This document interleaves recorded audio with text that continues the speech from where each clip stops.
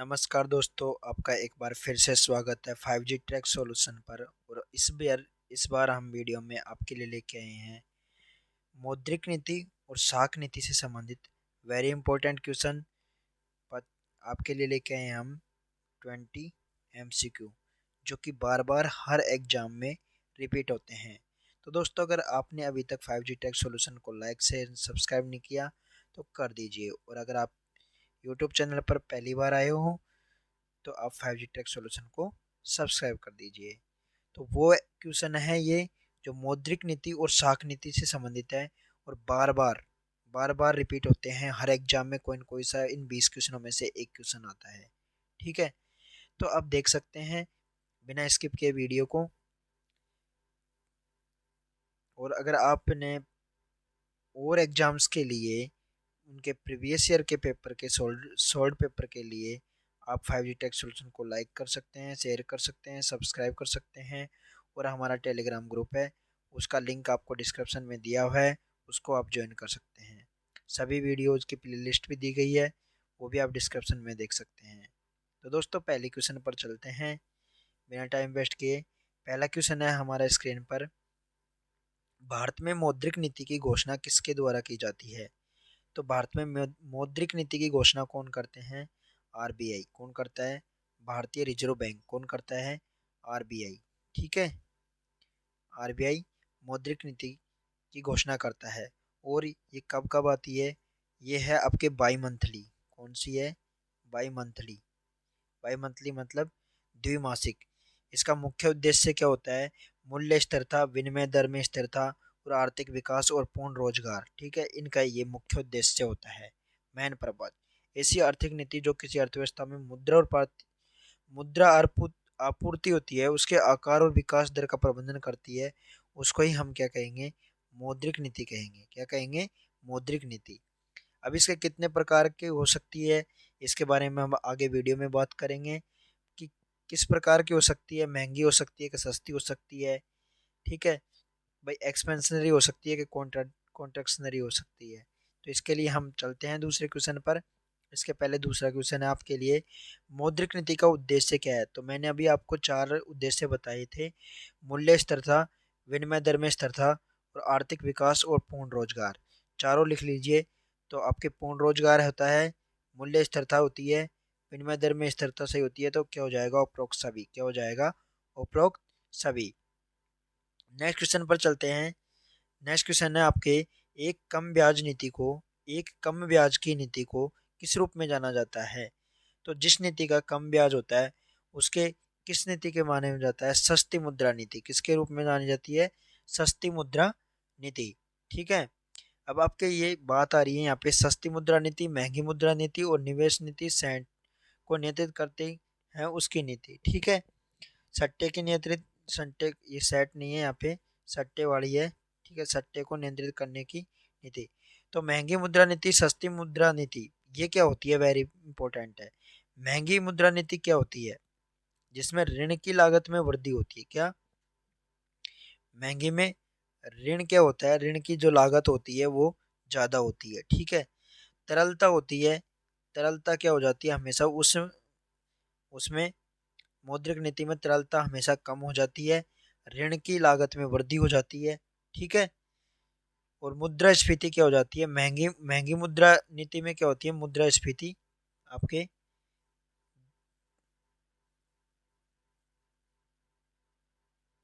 मुद्रास्फीति होती है, वो उसको आरबीआई क्या करना चाहता है? आपके कम करना चाहता है। क्या करना चाहता है? आरबीआई उसको हमेशा कम करना चाहता है। और सस्ती मुद्रा नीति में आपकी अर्थव्यवस्था की जो तरलता होती है वो बढ़ जाती है। क्या हो जाती है?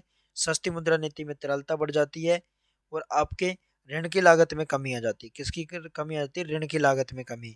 अर्थात मैं आपको शॉर्ट वर्ड में बताऊं तो मैं सस्ती मुद्रा नीति में वो आपके ब्याज दर कम हो जाती है। क्या हो जाती है?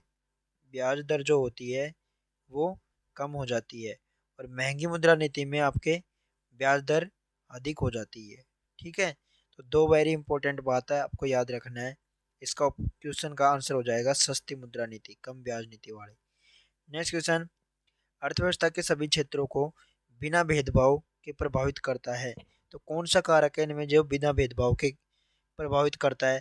तो ये है आपके क्वांटिटेटिव कंट्रोल, ठीक है। मात्रात्मक नियंत्रण क्या हो जाती है? मात्रात्मक नियंत्रण किसको करती है? आपके सभी क्षेत्रों में कोई भेदभाव नहीं करती, ठीक है। अगर चयनात्मक, ये तो एक फिक्स के लिए होती है, फिक्स एरिया के लिए, ठीक है। फिक्स वस्तु के लिए, फिक्स एरिया के लिए। नेक्स्ट क्वेश्चन, इनमें से कौन सा एक चयनात्मक नहीं है? ये चयनात्मक ऋण नियंत्रण नीति नहीं है। इनमें से कौन सा एक चयनात्मक, क्या चयनात्मक, चयनात्मक चयनात्मक मतलब सेलेक्टिव। तो सेलेक्टिव कंट्रोलिंग कौन सी है? इसमें से आपको बताना है। साख की रासायनिक नैतिक दाब, बैंक दर, प्रत्यक्ष कार्यवाही, इनमें से कौन सी नहीं है?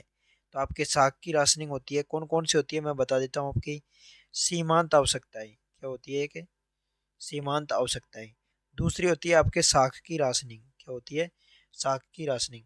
फिर होती है आपके ब्याज के विवादात्मक, ब्याज के विभेदात्मक, ठीक है। फिर होती है आपके नैतिक दबाव, क्या होते हैं? नैतिक दबाव। और एक होती है आपके प्रत्यक्ष कार्रवाई, क्या होती है? प्रत्यक्ष कार्य। सीमंत आवश्यकताएं, साख की राशनिंग, और आपके ब्याज की विवादात्मक दर, और नैतिक दबाव, और प्रत्यक्ष कार्रवाई, ये होती है आपके चयनात्मक, ठीक है।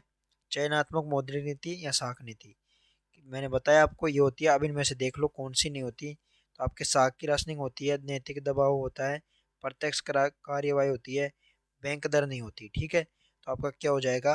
बैंक दर।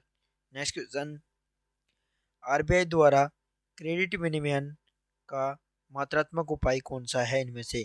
तो आरबीआई द्वारा क्रेडिट विनियमन का मात्रात्मक उपाय कौन सा है आपको बताना है। बैंक दर होती है, खुले बाजार का संचालन होता है, परिवर्तन रिजर्व होता है। तो क्या हो जाएगा? उपरोक्त सभी। सभी किस में आते हैं? आरबीआई के क्रेडिट विनियमन के द्वारा, मतलब the quantity measure of credit regulation by RBI, RBI, ठीक है। तो क्या हो जाएंगे आपके? सभी के सभी ऑप्शन से हो जाएंगे। नेक्स्ट क्वेश्चन पर चलते हैं। बैंक दर को भी कहा जाता है, तो बैंक दर को क्या कहा जाता है? आपके बताइए, बैंक दर को क्या कहा जाता है? कमेंट बॉक्स में कमेंट करके बताइए बैंक दर को क्या कहा जाता है। तो ये आ जाएगा आपके बट्टा दर। क्या कहा जाता है बैंक दर को? बट्टा दर। रेपो रेट होती है, एक रिवर्स रेपो रेट होती है, एक उधारी दर होती है। तो मैं आपको इनको बताऊंगा कि रेपो रेट क्या होती है, रिवर्स रेपो रेट क्या होती है। रेपो रेट मतलब कि आरआर, जो कि आपके क्या होती है? रेपो रेट वह दर जिसपे आरबीआई वाणिज्यिक बैंकों को अल्पकालिक ऋण के लिए ऋण प्रदान करता है। क्या? अल्पकालिक, अल्पकालिक ऋण देता है, ठीक है। और एक होती है आपके रिवर्स रेपो रेट। तो रिवर्स रेपो रेट होती है वह दर जिस पर आरबीआई आपके वाणिज्य बैंकों से ऋण लेता है। क्या? ऋण लेता है, ठीक है। रेपो रेट से तो आरबीआई, आपका जो आरबीआई होता है वो कमर्शियल बैंक को ऋण देता है, और ऋण लेता है इनको, ये तो आरआर पे देता है, और सॉरी, ये रिवर्स रेपो रेट ये ट्रिपल आर पर वापस लेता है, ठीक है। ये हो जाएगा। और आर आर आपके रेपो रेट, रेपो रेट आपके अल्पकालिक उसके लिए देते हैं, ठीक है, अल्पकालिक ऋण के लिए। नेक्स्ट क्वेश्चन, तो आपको फिर मैंने, ये है अक्टूबर 2023 में, यानी कि वर्तमान में रेपो रेट क्या है आपके? 6.5%। बैंक रेट क्या है? 5.15%। सीआरआर क्या है? 4.50%। रिवर्स रेपो रेट क्या है? 3.35%। एमएसएफआर क्या है? 6.75%। थोड़ा जूम कर लेते हैं इसको, ये लो। अक्टूबर 2023 में एसएलआर कितना है? वेरी इंपॉर्टेंट है, 18%, ठीक है। Repo rate 6.5%, bank rate 5.15%, CRR 4.5%, reverse repo rate 3.35%। तो ये अक्टूबर 2023 की बात हो रही है, कब की? अक्टूबर 2023। नेक्स्ट क्वेश्चन पर चलते हैं। भारतीय मुद्रा बाजार में बैंक दर के बारे में निम्न में से कौन सा सही विवरण है? तो 8वां क्वेश्चन है, इसमें आपको बताना है इनमें से कौन सा क्वेश्चन, कौन सा विवरण सही है। तो वह दर जिस पर आरबीआई वाणिज्यिक बैंकों के विनिमय बल को खरीदना या बट्टा करता है, तो वो क्या होती है आपके? किसके बारे में बात होती है? बैंक दर की बात पूछ रहा है। तो वह दर जिस पर वाणिज्यिक बैंकों के विनिमय बिल ऑफ एक्सचेंज को खरीदता है। क्या? Bill of exchange, bill of exchange की बात हो रही है। तो उसको बट खरीदना है, खरीदता है या बट्टा करता है, तो क्या हो जाएगा आपके ऑप्शन नंबर 4 करेक्ट हो जाएगा। ठीक है। नेक्स्ट क्वेश्चन, खुले बाजार की क्रियाएं अर्थव्यवस्था में ऋण विस्तार को नियंत्रित करने के लिए आरबीआई द्वारा किए गए उपायों में से एक का अर्थ है। तो खुले व्यापार की बात हो रही है, खुले बाजार की क्रियाओं की बात हो रही है। ठीक है। इसमें तो इनमें ऋण विस्तार को नियंत्रित करने के लिए आरबीआई द्वारा किए गए उपायों में से एक का अर्थ इनमें से क्या है। तो आरबीआई ने क्या उपाय किया है, तो ये वेरी इंपॉर्टेंट है, सरकारी प्रतिभूतियों की बिक्री या खरीद। ये बार बार एग्जाम में आता है, सरकारी प्रतिभूतियों की बिक्री या खरीद का काम करेगा। ठीक है। नेक्स्ट क्वेश्चन पर चलते हैं। एसएलआर के संबंध में निम्न से कथनों पर विचार करें। एसएलआर को पूरे करने के लिए कमर्शियल बैंक में केस का, तो ये गलत हो जाएगा। एसएलआर बैंकों द्वारा अपने पास रखा जाता है, ये भी सही बात है। एसएलआर अर्थव्यवस्था में अधिक पैसा पंप करने में बैंकों के उत्तोलन को प्रतिबंधित करता है, ये भी सही है। तो आपके क्या हो जाएगा, 2 एंड 3 ऑप्शन सही हो जाएगा। क्या हो जाएगा, 2 एंड 3।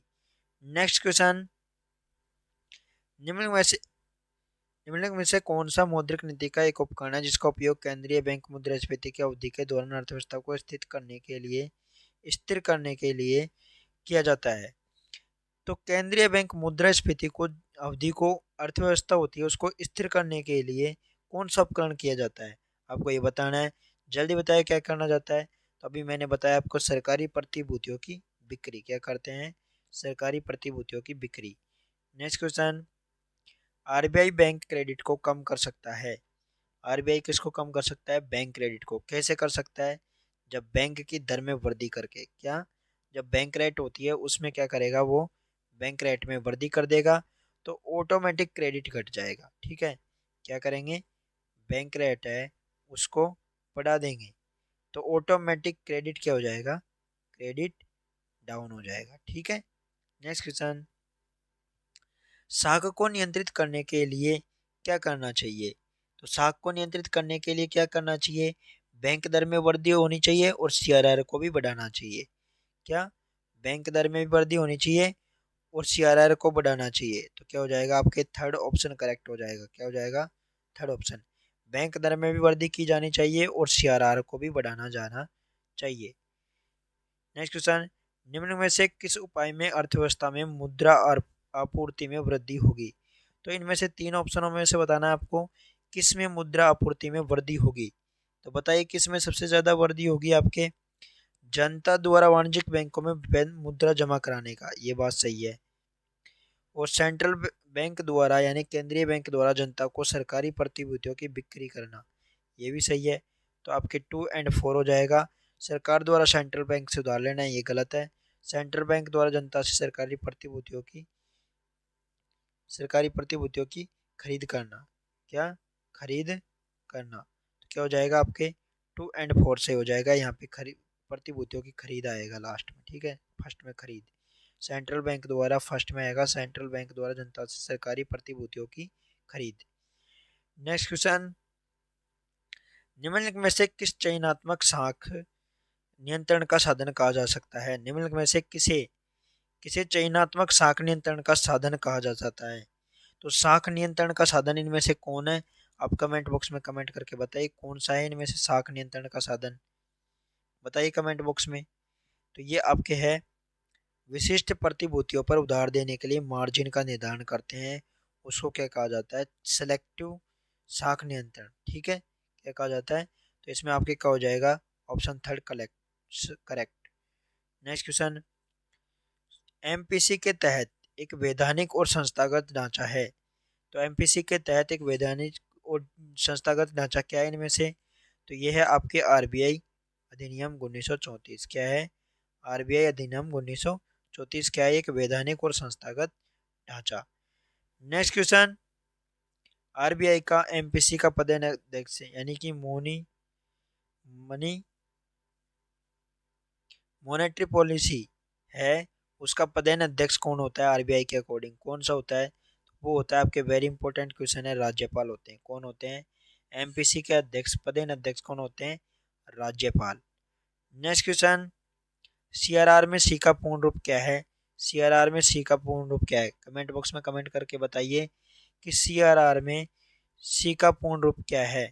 तो ये है आपके सीआरआर को बोलते हैं कैश रिजर्व रेशो।